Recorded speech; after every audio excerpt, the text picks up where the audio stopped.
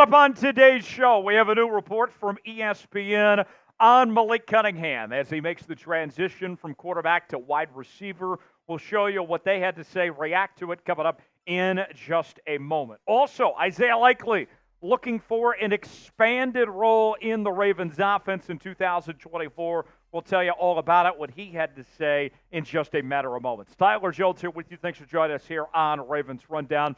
We have a challenge going on throughout the month of June here at Chat Sports to see who can get into the top 10 in most subscribers gained for the month of June. And I got bad news, folks. Ravens Rundown is not in the top 10. In fact, far from it, if we're going to be honest with you. So, folks, we got to do better than that. We got to represent. We got teams like the nasty Steelers and the Cowgirls and the Niners and others that are beating us right now. Can't let that happen. Subscribe now for the latest happenings in your Baltimore Ravens all off-season long.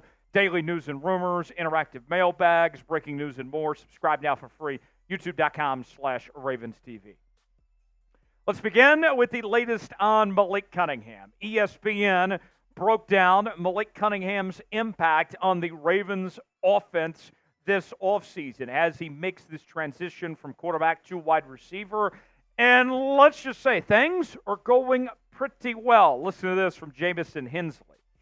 A 4-year starting quarterback at Louisville who went undrafted last year, Cunningham switched to wide receiver during spring workouts and has impressed the Ravens with his speed. He has put himself in position to compete for the number 5 wide receiver spot and the returner job. Moving Cunningham to wide receiver, I think, was a brilliant move because if we're going to be honest with you all, Malik Cunningham did not have the accuracy it took to be an NFL quarterback in this league. But even with that said, you can't take away that this guy is a hell of an athlete, that he's extremely fast, he's quick, he can move around, he has all the intangibles you're looking for to get on the football field in some way, whether it be wide receiver, whether it be special teams. You can find a way to use him one way or another, kind of a secret weapon, if you will. And so it was smart for the Ravens to keep him around and give him this shot to see if he can develop. And Malik Cunningham, credit where credit's due. A lot of these quarterbacks, their egos kind of get in the way of not wanting to play other positions. Case in point, we saw with Tim Tebow several years ago, right? When I look at Malik Cunningham, this is a guy that's put his ego aside and he's embracing this opportunity. Listen to what he had to say recently about the move to wide receiver. At first, I looked at it as like, dang, man, I want to be a quarterback. But at the same time, you have to do what's best for the team. And that's how I looked at it. I was like, hey, I can make plays for the quarterbacks out there when I get the ball in space. So I looked at it as a plus, not as a fail. Believe in myself and my ability. Yeah, I can play quarterback. But that's now what they need me to do right now. They need me to do something else. I'm the type of guy, whatever it takes for the team to win. More on Cunningham. He was undrafted in 2023 out of Louisville, signed with the Patriots, was released by New England, and then signed with Baltimore to the active roster towards the end of last season. And in OTAs was when he made the official transition from the quarterback spot to the wide receiver position. And I think he's got a realistic shot to make the 53-man roster. And think about this. We've talked for weeks on end, right, about, hey, are the Ravens going to take 2 or 3 quarterbacks on their active 3-man roster? Are they going to keep Josh Johnson and Devin Leary? What you could do potentially is Malik Cunningham could be your number 5 wide receiver and then be the number 3 quarterback, and then you're not having to waste another roster spot on whether it be Johnson or Leary. That's another possibility as well. John Harbaugh singing the praises of Malik Cunningham as well, saying the following: he's kind of natural at the position. I've seen that he understands the game from the perspective of the quarterback, so his routes and coverage and timing and things like that have been excellent. And you can see with the Ravens wide receiver depth chart, things very competitive at this spot beyond Flowers, Bateman, and Aguilar. Pretty much everything is up for grabs for the Baltimore Ravens at the wide receiver position at this point. We'll see if Cunningham earns a spot or not. Let's ask you, prediction time. Our pinned comment today: will Malik Cunningham make Baltimore's 53-man roster? Y for yes, and for no, weigh in the comment section. Tell us what you think on our pinned comment today.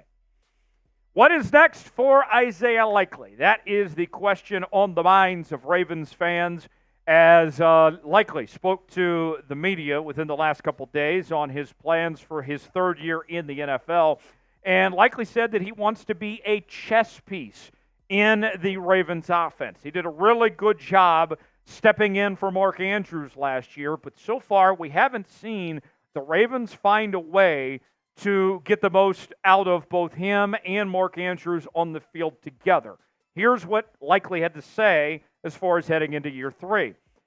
It's being a chess piece, being anywhere Monk, referring to Todd Monken, the Ravens OC, needs me to be in this offense, whether it's in the slot, in line, in the backfield, split out wide by myself. The more you know, the more you can stay on the field. So let's go by the numbers, folks.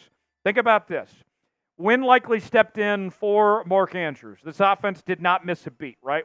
Likely was really good. He had 25 catches, 372 yards, and 6 touchdowns in that stretch.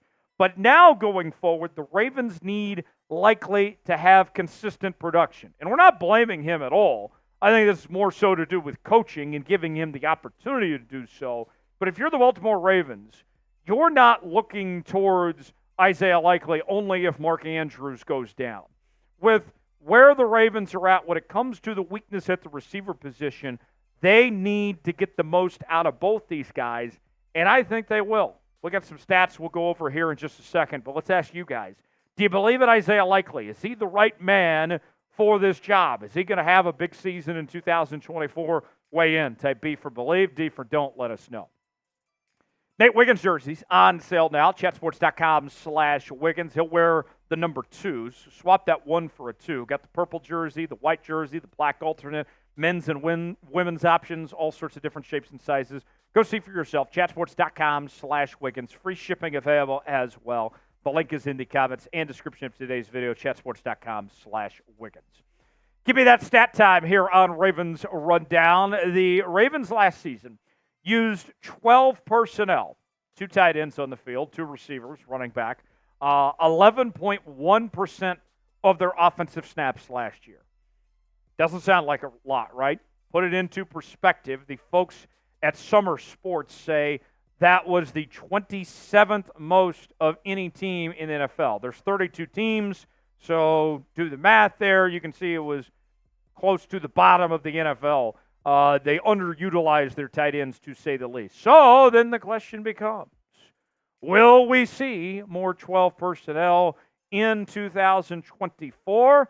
Well, if you ask Isaiah Likely, he's certainly hoping so. He said the following. They watch film. They see it. It's an emphasis for them to try to see what we can do on the field together and harp on the little things so we can get on the field together and make the most of it. For me, the numero uno objective for Todd Monken this offseason is to find packages to put Andrews and Likely on the field together and be successful, to get the most out of both of them. You have a very good tight end room here with these two, and I'm not ruling out Charlie Kolar either. I'm a fan of Charlie Kolar. We just haven't seen him shake out just yet. But to me, this is too good of a deal to pass up here. Monken, that is your assignment. You got to find a way to get the most out of both these guys this year. Likely a great career ahead for the former 4th-round pick out of Coastal Carolina. In 2 seasons, he's played in 33 games with 10 starts. Last year had career highs in receiving yards, receiving average, and in touchdowns. All in all, his statistics for the season included 30 catches for 411 yards, 13.7 yards per catch with 5 touchdowns. You can see the vast majority of that came from when Mark Andrews was out last year. So, Todd Monken, this is your assignment. How much confidence do you have in Todd Monken? Todd's my guy. If you remember on this program many, many months ago, before he got hired, I was the very first one that called for the Ravens to hire Todd Monken. So I've been a Todd guy for a while. I'm very confident in Todd. I think he'll figure it out. I'll go with a 9. What's your confidence level in Todd Monken, the Ravens OC? I know they didn't call a great game, the AFC Championship game, but he's done a good job for the most part. What do you guys think? Weigh in. Subscribe now to Ravens Rundown for continuing Ravens off-season coverage. I'm Tyler Jones, And I will see you next time here on Ravens Rundown.